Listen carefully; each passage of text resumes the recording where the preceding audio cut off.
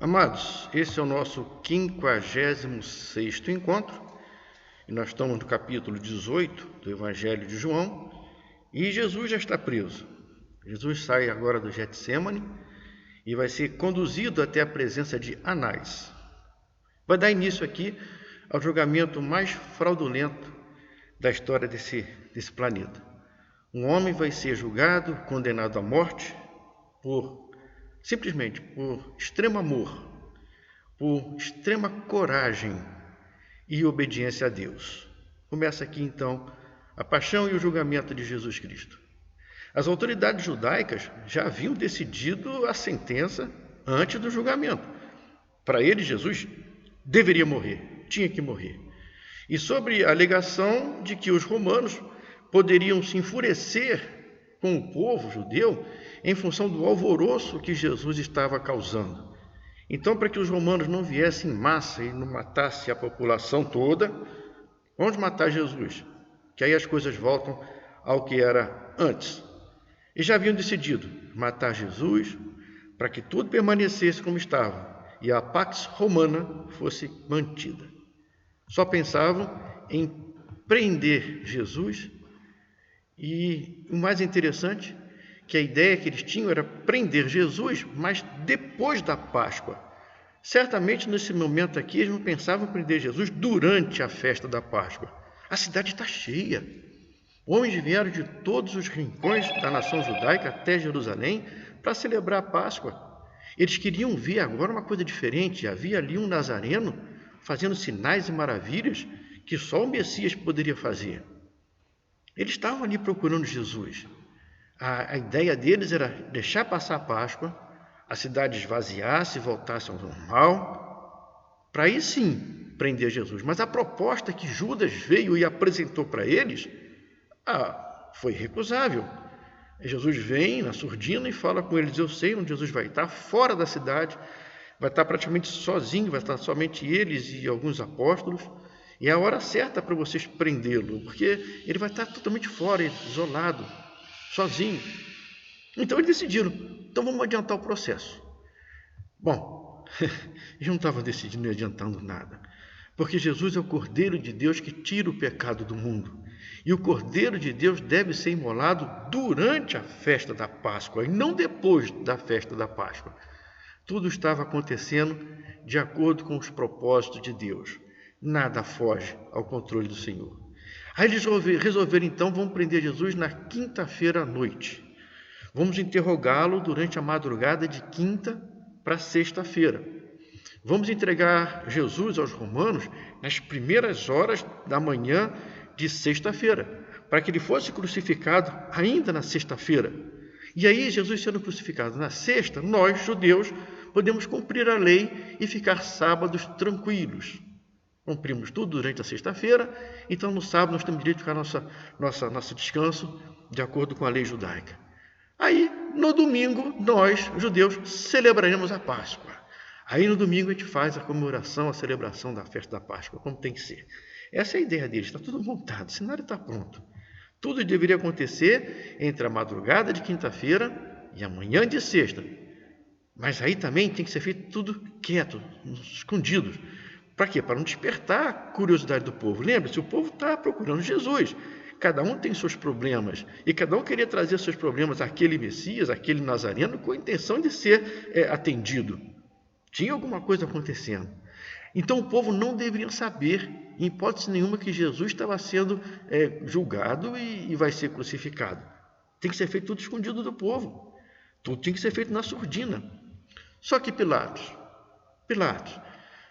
quando cumpre a sentença mais tarde, vai mandar que se escreva uma tabuletazinha e coloque em cima da cruz.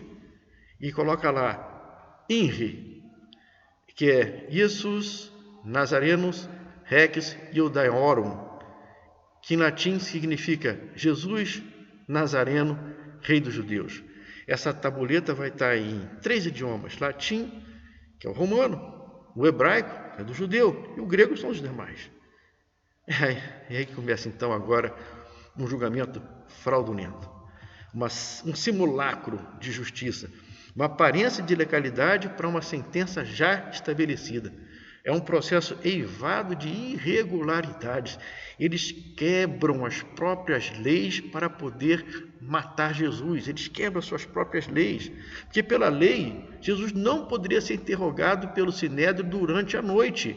O Sinédrio não pode se reunir durante a noite, mas se reuniu durante a noite para julgar Jesus. Pela lei, no dia anterior ao sábado ou uma festa judaica, todas as sessões do Sinédrio eram suspensas. O sábado estava chegando, então na sexta-feira o Sinédrio não poderia se reunir. E se reuniu para sentenciar Jesus. Pela lei, ninguém poderia ser condenado sem pelo menos testemunho concordante de duas testemunhas, pelo menos duas testemunhas. Mas não conseguem achar testemunhas que consigam falar algo coerente e eles trazem testemunhas falsas que se contradizem o tempo todo. Jesus não teve direito a testemunha de defesa. O anúncio da pena de morte, segundo a lei deles, só poderia ser proferido um dia após o encerramento do processo, nunca no mesmo dia. E Jesus teve o julgamento, a sentença e a consumação da sentença, tudo na sequência, um atrás do outro, no mesmo dia. Pela lei, não se podia executar a pena de morte no mesmo dia da sua proclamação. Mas Jesus foi julgado, condenado, crucificado em menos de 24 horas. Da madrugada de quinta até a manhã de sexta, tudo acontece. Tudo acontece. No capítulo 18, do versículo 12 ao 14, nós vemos Jesus perante Anás. Olha como está escrito, João escreveu. Versículo 12. Assim, a escolta, o comandante e os guardas dos judeus prenderam Jesus. Maniataram e o conduziram primeiramente a Anás, pois era sogro de Caifás, que era o sumo sacerdote naquele ano. Ora, Caifás é quem havia declarado aos judeus ser conivente morrer um pelo povo. Essa ideia de matar um para que os romanos não matassem a todos, João está falando aqui que veio de Caifás. Mas quem era Anás? Anás, por que levaram Jesus primeiro a Anás? Antes de ser levado à presença do sumo sacerdote, que era Caifás naquele momento, Jesus é levado à presença de Anás. Por quê? Quem era Anás? João fala que Anás era sogro de Caifás. Caifás, sim, ele era o sumo sacerdote de fato, mas a impressão que nós temos é que Anás era o sumo sacerdote de direito. Anás havia sido destituído pelos romanos e Caifás foi instituído no lugar de Anás porque Caifás era mais conivente com as necessidades dos romanos. Então os romanos não gostaram de Anás, tirou Anás e os romanos colocaram Caifás como sumo sacerdote.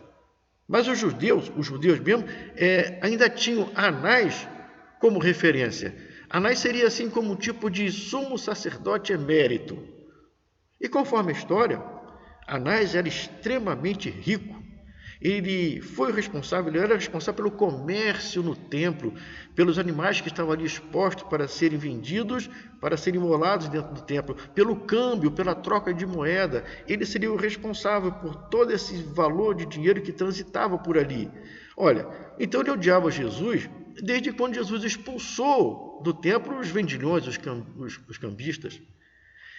Era Caifás que, como sumo sacerdote, era responsável por acusar Jesus perante os romanos. Então, a acusação, até chegar nos romanos, deveria sair de Caifás. Mas eles vão levar Jesus primeiro à presença de Anás. Como sumo sacerdote, Caifás presidia o Sinédrio e, consequentemente, o tribunal que condenaria Jesus à morte. Todavia, os romanos eram dominantes. E eles, os romanos, haviam proibido o Sinédrio de executar qualquer tipo de pena de morte. O Sinédrio não poderia matar ninguém. O Sinédrio deveria apresentar uma acusação formal aos romanos e solicitar, assim, aos romanos que eles executassem a pena que os judeus apontavam. Jesus nos diz que Anás vai interrogar Jesus, que é Anás quem interroga Jesus. Lá no versículo 19...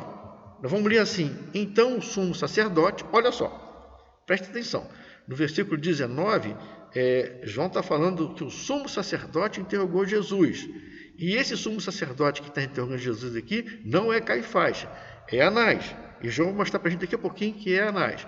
Então está assim. Então o sumo sacerdote, que nesse caso aqui é Anás, interrogou a Jesus acerca dos seus discípulos e da sua doutrina.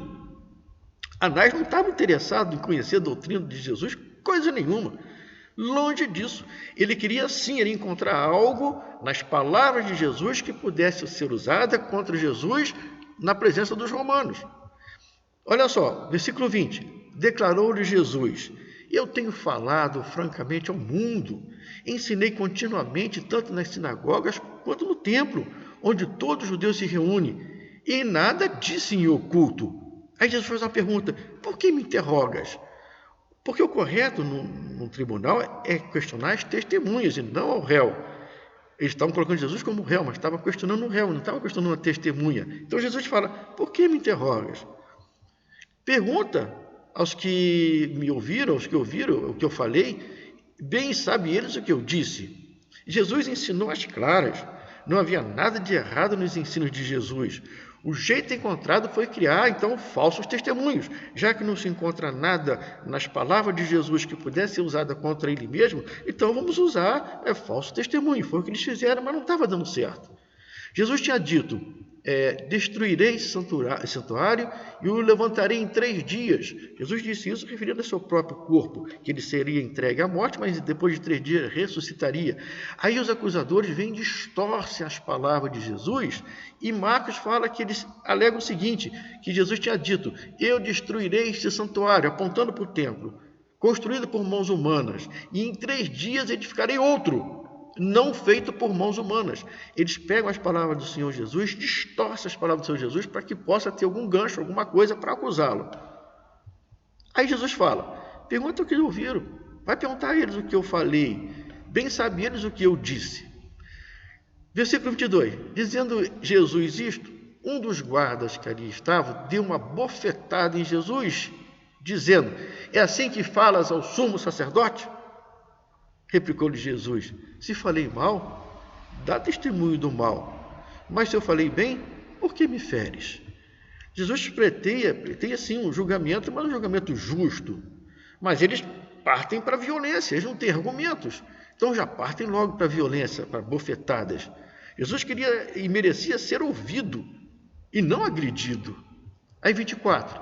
Então Anás enviou manietado à presença de Caifás, o sumo sacerdote. Lembra que lá no versículo 19 começa a falar no sumo sacerdote interrogando Jesus? E aqui no 24 João fala que Anás enviou Jesus agora manietado à presença de Caifás, que é o sumo sacerdote. Então, na verdade, era um sumo sacerdote de fato e outro de direito. Anás era reconhecido pelo povo e Caifás pelos romanos. E aí vai Jesus para ser falsamente acusado. Jesus vai ser acusado de rebelião contra Deus e rebelião contra César. Blasfêmia, porque se dizia filho de Deus. E rebelião contra César, porque eles vão colocar que Jesus se proclamava rei dos judeus. Então ele seria duplamente condenado contra Deus e contra César. Enquanto estava sendo julgado, os seus discípulos estavam dispersos. E Pedro, quando provado, durante essa sentença, durante todo esse tribunal, tudo isso acontecendo, Pedro vai estar negando Jesus por pelo menos 3 vezes. Mas esse é assunto para o nosso próximo encontro. Eu vou parar por aqui, vamos deixar esse assunto para o nosso próximo encontro. Até lá, peço a Deus que guarde a todos, que nos proteja e nos livre de todo mal. Fiquem na paz.